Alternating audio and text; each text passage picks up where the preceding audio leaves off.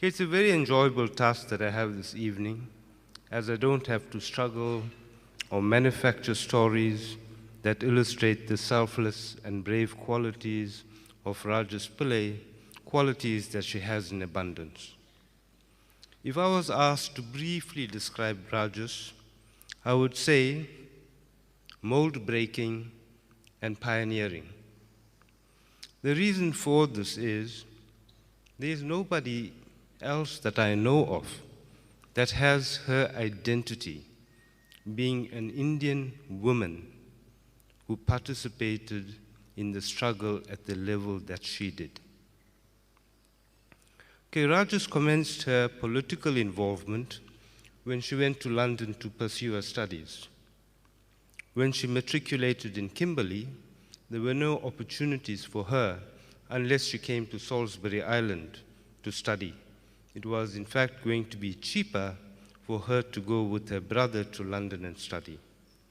Whilst in London, she met Oliver Tambo, the then president of the ANC, and Yusuf Dadoo, the chairperson of the South African Communist Party, and various other leaders who were in exile. While she was in London, she lost her father and had to return to South Africa, and she returned to Durban and studied through SACED.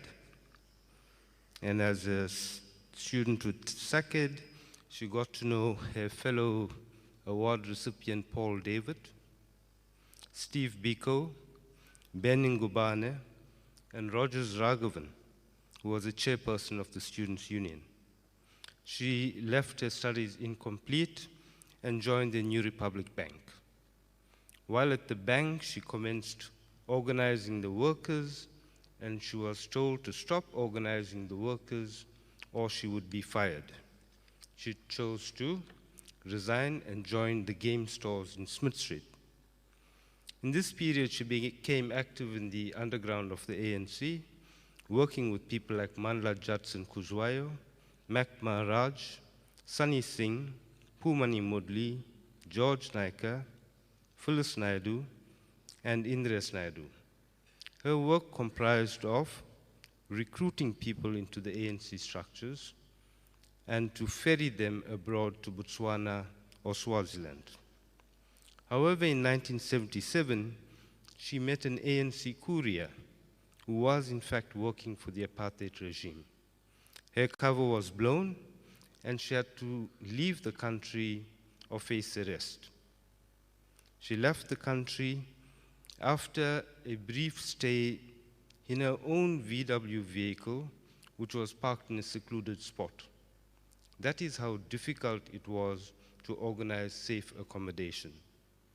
She took her VW into Swaziland, and the ANC promptly nationalized it.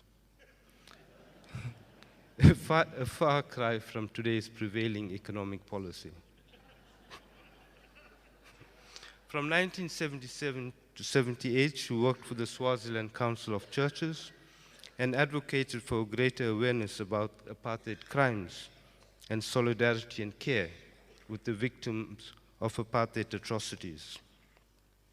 Rajes then underwent further training in Angola, where she was injured in a hand grenade accident.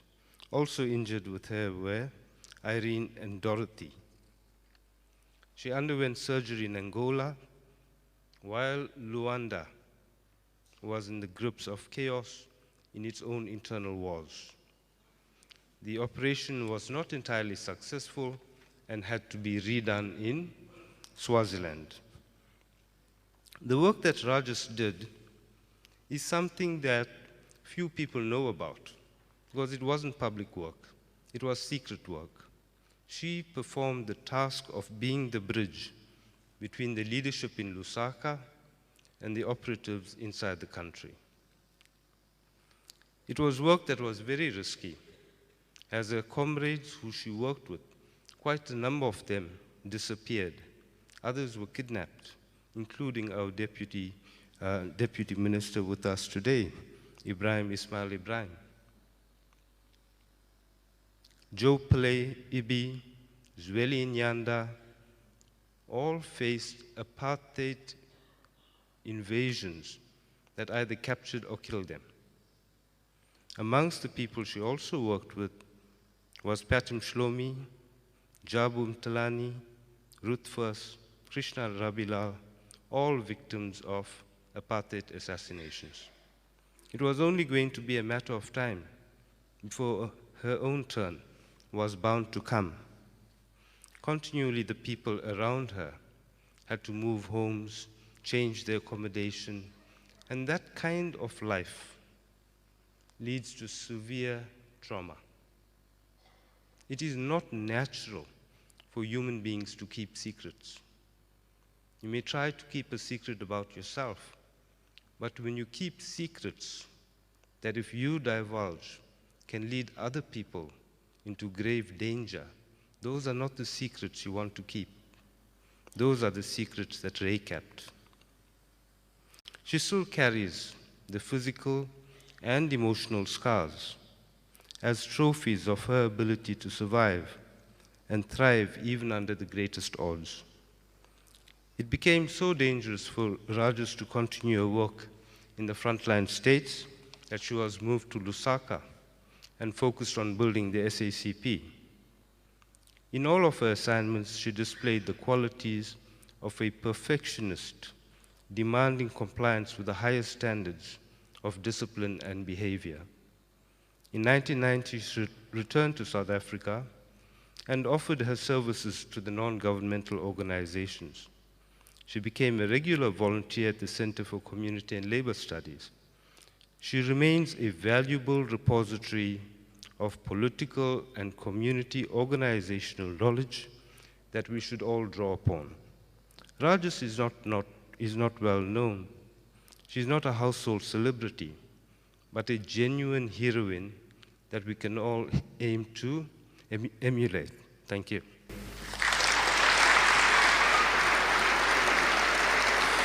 Thank you very much, John. I'd like to invite Rajes to please come up to the stage.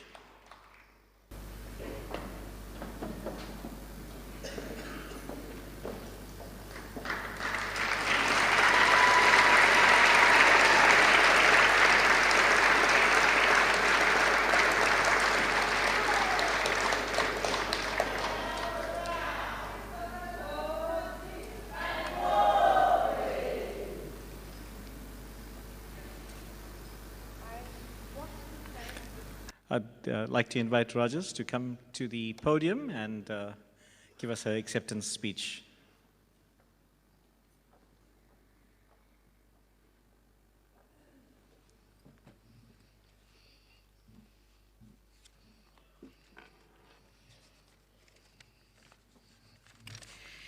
Ladies, esteemed guests, ladies and gentlemen, the management of the Satyagraha Committee, I am both surprised and overwhelmed that I should be presented with the Satyagraha Award and that I should be sharing the platform with well-respected struggle icons like Mrs. Luthuli and Mrs. Ndlovu, the latter two having spent their entire lives in struggle.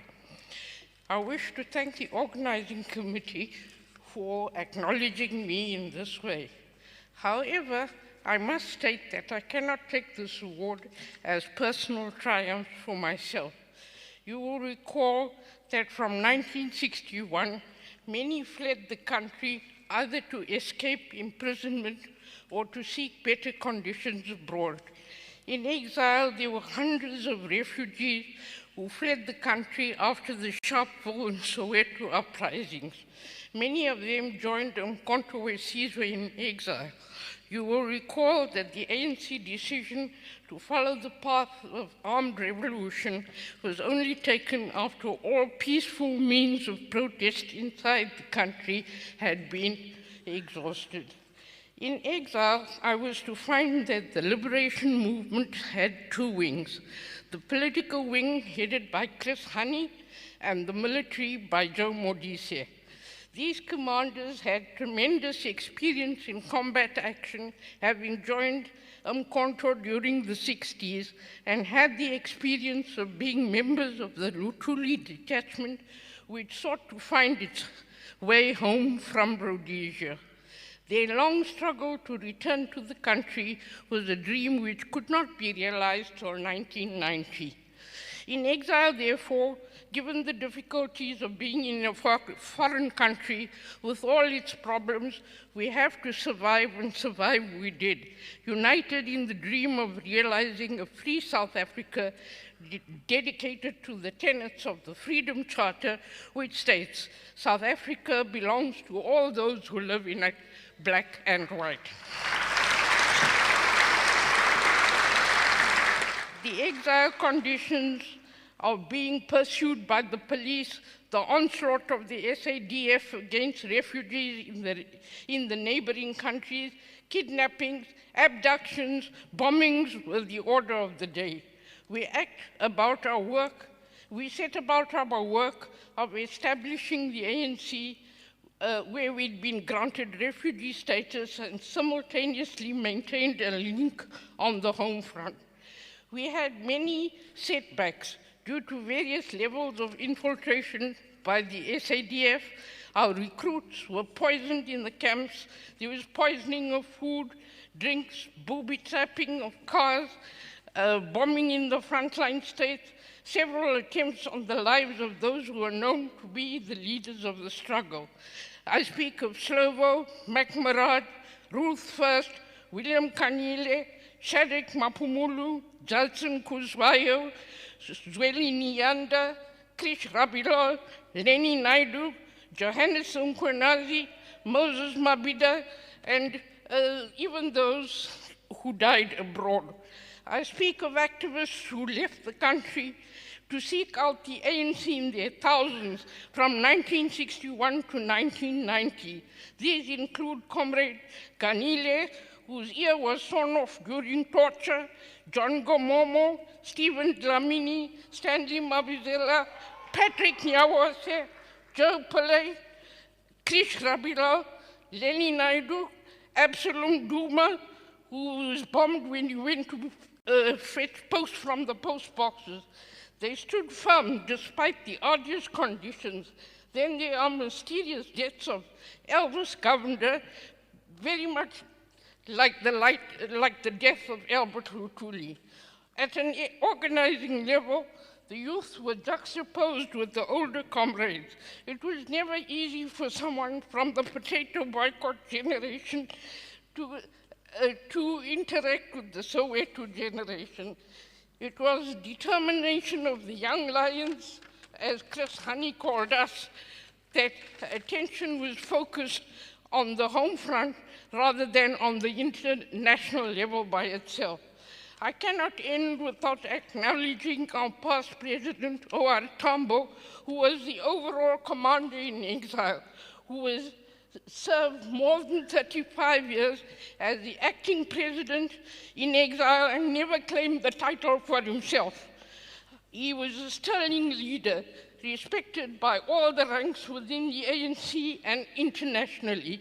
His words, when interviewed by the BBC, was that the ANC is one of the oldest liberation movements in Africa.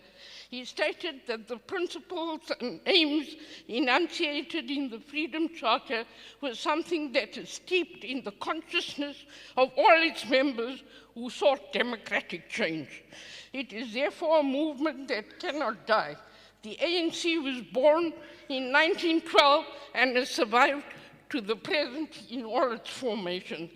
I therefore accept this award in the name of all those who gave their lives to the struggle and the many who have come home after long spells in exile and those who spent long years on Robben Island till 1990, not forgetting those who died while engaged in struggle, like Ahmed Tumor, killed in detention, Hussein Hafaji, who was killed, Babla Saluji, who died in detention, who's this? One Roxo, who was buried on Robben Island before the family could get there. Mapetla Mohapi was killed in detention, as Sangoma called him Gluli, who was hanged in detention. These are the unsung heroes of our revolution. Their deaths are stamped in the psyche of all those who are aware of the atrocities of the past regime. In conclusion, I say Amandla Awetu, Pambili to a new South Africa, with the accent on reconstruction and development, teaching and training in all the various streams of our society. Thank you.